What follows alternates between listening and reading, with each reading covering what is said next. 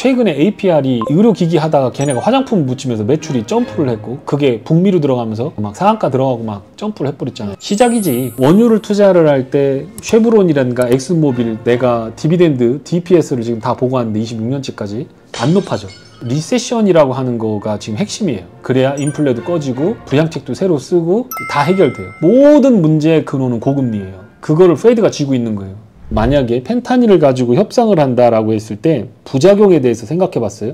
마약뿐만 아니라 예를 들어서 테러리스트, 원자탄 협상해야 되는 그런 것들은 뭐 당연한 거고 환경 오염물질부터 시작해갖고 많은 것들이 미국한테 해가 된다라고 하면 그걸 갖고 협상을 하려고 할 거 아니에요. 펜타닐은 내가 피해자야. 근데 쟤들이 내가 펜타닐 안 줄 테니까 펜타닐 전구체 내가 가져갈 테니까 나랑 협상하자. 관세 내려줘. 말이 돼요 그게? 그러니까 그거는 로직이 안 맞아 내가 볼 때. 다만 그걸 가지고 온 이유는 정성을 보이기 위해서 아 형 내가 진짜 우리 그런 거 아니야. 우리가 저거 한 거 아니고 이제 리청강. 근데 이 양반이 중요하다고 생각하는 게 이 사람이 WTO의 대사로 파견됐던 사람이에요. 근데 이 사람이 법률가야. 그러니까 무슨 느낌이냐면 합의하시죠라고 하면서 변호사 데리고 간 거하고 똑같은 거야. 지금은 이건 합의를 하러 간 게 아니야. 내가 보기에. 간 보러 간 거야. 미국에 있는 사람도 보니까 이름이 그리얼이야. 재무장관하고 허리펑 둘이가 메인인데 간 게 재무부 장관이 갔잖아 지금. 무역 합의를 하는데 재무부 장관이 가고 무역대표부는 그보다 급이 낮은 사람이 갔어. 실무단급이 갔고 그 밑에 있는 사람은 로버트 하이저의 비서실장 출신이 갔어요. 부대표라고 한 사람이. 그 사람이 간 거야. 그러니까 지금 이거는 결론을 내리기 위한 게 간 게 아니다. 트럼프 생각에서는 밀어붙이면 될 것 같은 거야 이거. 왜냐면 중국 사정이 지금 장난 아니거든. 중국 경제 상황이 매우 안 좋아요. 그냥 물꼬를 트기 위해서 한 건데 미국 입장에서 봤을 때는 자꾸 국내에서 비난을 하니까 제스처를 취해야 되잖아. 아 그렇게 생각하지 마라. 나 대통령 4년 좀 더 해야 되는데 시진핑하고 나 사이 좋고 시진핑을 너무 존경한다. 우리 사이 무지하게 좋다. 그러니까 뭐 전체적으로 보면 트럼프는 주식시장을 떨어뜨리면 안 된다는 생각을 하는 것 같아요. 그래서 충격요법을 주진 않을 거다. 그러면 깡꼬리들 입장에서는 제가 계속 말씀드리는 게 우리는 아리를 기다리는 거다. 리세션이라고 하는 거가 지금 핵심이에요. 그래야 인플레도 꺼지고 부양책도 새로 쓰고 정부 부채 문제도 해결되고 다 해결돼요. 나중에 지나고 보면 알 거예요. 이게 내가 무슨 얘기 하는 건지 알 거예요. 모든 문제의 근원은 고금리예요. 그거를 페드가 쥐고 있는 거예요. 지금은 고금리 상태를 유지하기 위해서 무역전쟁이 오히려 도움을 줘요. 왜냐하면 무역전쟁이 있으니까 SLR도 하고 너무 조이지 마. 국민들 힘드니까. 지금 중국하고 싸워야 되니까. 그렇게 하고 오히려 완화적인 금융 스탠스를 유지할 가능성이 상당히 높아요. 그런데 지금 리볼빙 같은 거, 신용카드 같은 거, 자동차 론 같은 거 많이들 지금 뻥나고 있죠. 그 다음에 스튜던트 론이 다시 재개가 됩니다. 이제 갚아야 돼요. 트럼프는 그거 안 봐주거든요. 지금 안 봐주기로 했어요. 그렇기 때문에 소비 여력은 감소할 게 뻔해. 그 다음 물건값 올라갔지? 그러니까 이번 데이터를 보면 다 나왔어. 사재기 이미 다 해버렸어. 맞아요. 예, 사재기 딱 하면서 주가 빠지면서 주식도 사재기 해버렸어. 그쵸. 해버렸어. 그러면 돈은 한정적이잖아요. 그럼 앞으로 나올 소득이 막 급증을 해야 되는데 그게 과연 그럴 거냐라고 봤을 때 경기가 슬로우해진다라고 하는 거는 어느 정도 있기 때문에 과연 그러면 불경기, 예를 들어서 경제 성장률이 마이너스까지는 아니더라도 경제 성장률이 3, 2, 1 이렇게 줄어들 때 주가가 내렸느냐? 코릴레이션이 0.6밖에 안 돼. 그렇게 높지 않네요. 아니, 높지 않아요. 왜냐하면 그런 과정에서 지금 AI처럼 뭐 경기 선행지수 다 부러지고 막 그런데 매그너피센트 세븐이 그냥 끌고 올라가면서 지수가 다 올라가 붙잖아요. 그쵸. 똑같은 거지. 그래서 지수에 대해서는 정확하게 얘기하기는 어렵다. 그리고 예전에 우리가 브레스라고 해서 마켓 브레스 그거 지금 반등하는 중이에요. 고점까지 올라가려면 조금 남았어요. 미국은 그게 올라가려면 지금 중간 정도밖에 안 했고 한국은 거의 80% 90% 왔어요. 그러니까 오히려 한국은 어떤 면에서는 여기서 주도주인 섹터들이 조정을 보일 경우에는 지수가 한 번 더 플런지가 나올 수가 있는데 미국은 지금 중간 단계예요. 계속 매그너피센트 잡아놓고 다른 것들이 쭉 올라가 보면 이건 지수는 계속 이렇게 세일 수 있어요. 지금 분위기로만 봐서는 트럼프는 원하지 않아요. 그걸. 지수가 빠지는 걸 원하지 않아요. 그래서 자꾸 욕을 해요. 그래서 단기적으로 봤을 때는 시장이 그렇게 나쁘진 않을 것 같다 생각이 듭니다. 이제 선물은 변동성이 크고 반대 매매 이런 것들이 있기 때문에 장기 투자가 불가능해요. 그래서 이제 그런 어려움이 있는데 원유를 투자를 할 때 쉐브론이라든가 엑슨모빌 내가 디비덴드, DPS를 지금 다 보고 왔는데 26년치까지 안 높아져. 레비뉴도 25년까지는 원유 기업들이 줄어. 26년에 좀 반등한다라고 나오거든요. 그러니까 25년에 레비뉴, 세일즈가 꺾이면 OP 마진이라는 국제 유가와 연결이 되기 때문에 그게 올라갈 가능성이 없고, 그러다 보면 캐시플로우는 정해져 있고 캐펙스 투자도 얘네는 다 마이너스야. 그러니까 그걸 가지고 프리 캐시플로우로 배당을 줘야 되는데 그 디비덴드가 증가하는 폭이 변동폭이 있을 뿐이지 증가하질 않아.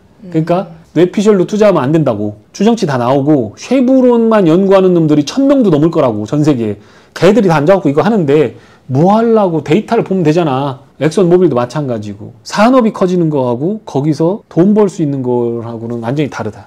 쉐브론이나 뭐 이런 것들 뭐 그거에 대해서는 일단 나는 내가 만약에 투자를 하라고 한다면 거기는 우선순위는 아니다. 그런데 유가에 대해서 어떻게 되느냐라고 하는 거에 대해서는 할 말이 있다. 바닥은 잡은 것 같다. 60불 이하로는. 리세션이 오지 않는다라고 하면 60불은 뭘 의미하냐면 60불 이하로 내려가면 사우디가 움직여요. 걔네 원가가 지금 3불, 4불 하긴 하지만 원가가 엄청 낮단 말이에요. 근데 그걸 해서 어떻게 하느냐? 인프라도 만들어주고 애들 교육도 시키고 의료 혜택도 주고 국민들을 다 그걸로 먹여 살리기 때문에 60불 이상은 돼야 되는 거예요. 그러니까 60불 이하로 내려오면 사우디가 가갖고 야 감산하자 막 이런 얘기한단 말이에요. 60불이 가진 의미는 오페크 플러스의 감산 움직임 이 되는 거고, 지금 하나의 변수가 유가가 플런지가 나올 수 있는 유가 변수가 뭐냐면 러시아가 지금 우크라이나하고 협상하고 그런다 그러면 뭐 풀어주겠지. 전쟁 당장 종료할 수 있다고 크렘린궁이 얘기를 했기 때문에 빠질 수는 있다. 그런데 그걸 또 덧받치는 게 수요 측면에서 좋은 게 뭐냐면 SPR이라고 그래서 미국이 전략 비축률을 이제 채울 것 같아요. 조 바이든이 전략 비축률을 다 써버렸다. 그래서 결국엔 러시아를 도와줬다라고 하면서 지금 트럼프가 또 이 뻐꾸기를 날리고 있어요. 근데 지금 거의 채우는 게 4억 배럴 정도를 지금 보유하고 있대요. 근데 채우는 건 한 3억 배럴 정도를 더 채워서 7억 배럴 정도로 올려야 돼. 그럼 3억 배럴 정도는 다 채워야 되거든요.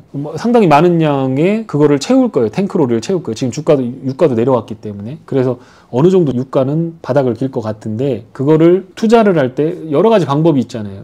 엑소모빌 같은 주가에 투자하는, 주식에 투자하는 게 있고, ETF로 해서, ETF는 선물 방향성하고 투자하는 게 있고, ETN은 하지 마시고 ETF로 하는 게 맞고, 그렇다고 한다면 지금은 제 생각에는 ETF로 투자하는 게 맞지 않나. 그 종목을 선택하는 것보다, 만약에 한다면.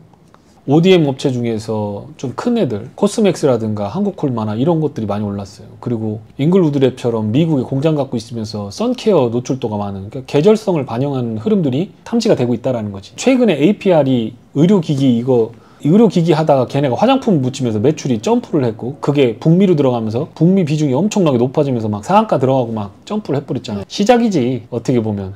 대한민국 점유율 1, 2%도 안 돼. 관세 우리만 매기는 거 아니면 다 똑같아.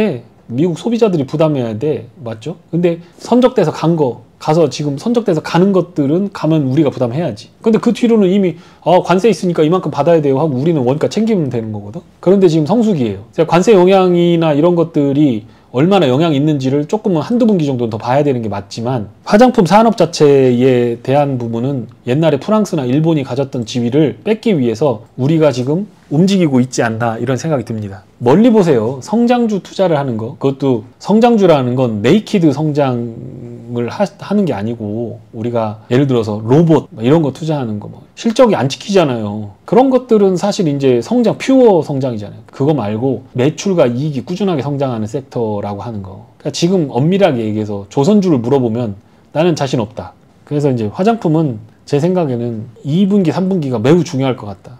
그럼 제일 저점은 좀 지났고 트레이딩 구간으로 들어간다라고 볼 수도 있는 건가요?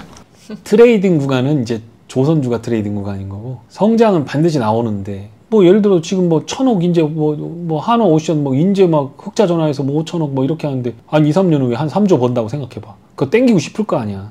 삼성전자 하이닉스가 하반기 말 그대로 전문가들 분석대로 하반기에 돌아서서 그쪽이 좋아지면 조금 팔아놓고 이걸 가겠지만, 그보다 더 안전한 게 어딨냐고. 그러니까 빠지면 또 사겠지. 방산 이런 것도 우크라이나 우러 전쟁 끝나고 파키스탄 전쟁도 엊그저께 끝나버렸잖아요. 그것 때문에 막 또 슈팅 나갔잖아요. 근데 걔네도 굳은자 종목들이 꼭 있어요. 수주 다 받아놓고 어차피 굳은자로 다 가는 애 있어요. 그러니까 그런 애들 빠지면 살려고 하는 게 있겠죠. 근데 이 화장품이나 피부 의료기는 그런 컨셉이 아니야.